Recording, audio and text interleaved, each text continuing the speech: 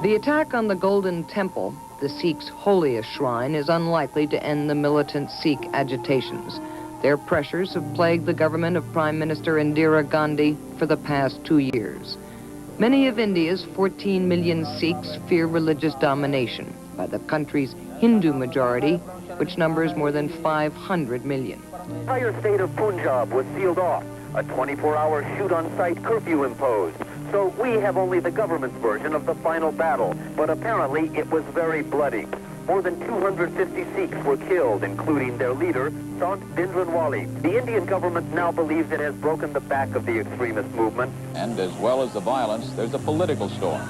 Even moderate Sikhs are saying there's no way they'll negotiate with Prime Minister Indira Gandhi. At Amritsar itself, it's now believed as many as 2,000 people may have died in the final assault on the Golden Temple. That's 3 times more than first estimates. Indian Army troops are screening everything that moves when curfews are not in effect. The news blackout is so strict, we had to hide our camera to record these scenes. After being warned, we would be shot.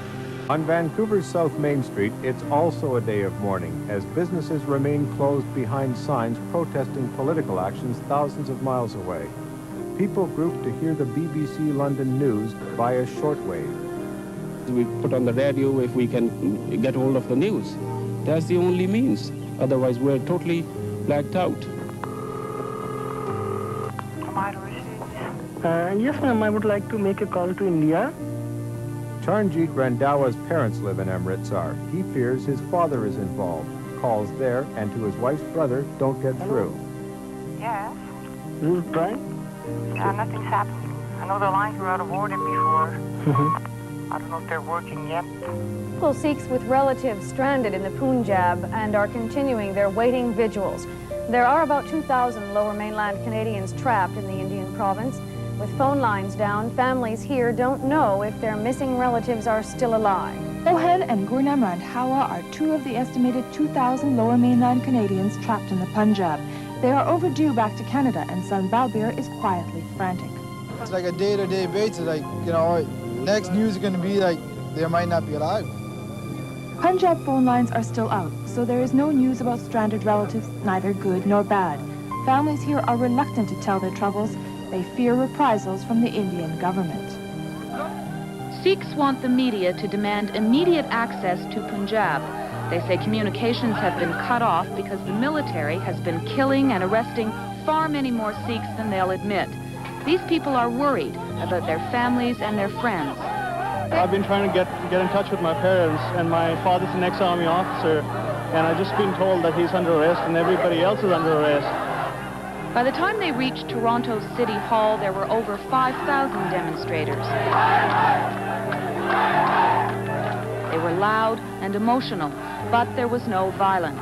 In Vancouver, hundreds of Sikhs protested again in front of the Indian consulate building. So many, in fact, the consulate closed down for the day. It's indeed a painful moment for this Sikh nation.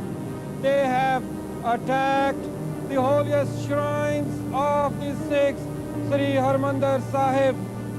Here in Canada, rallies were held across the country as Sikhs chanted their outrage over the attack by the Indian government's troops. More than 100 demonstrated at the embassy in Ottawa.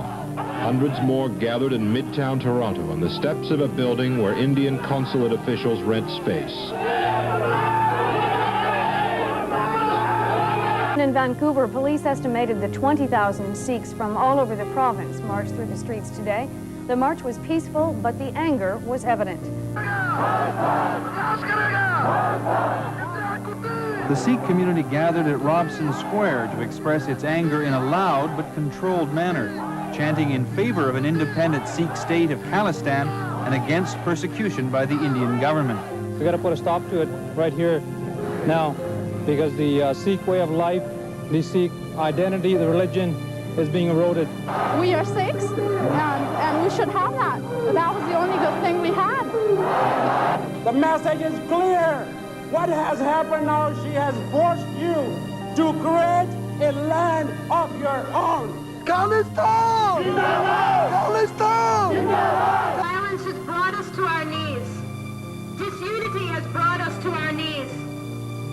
It has allowed us to be sold out, and it has allowed this monstrous action by a so-called democratic government to take place.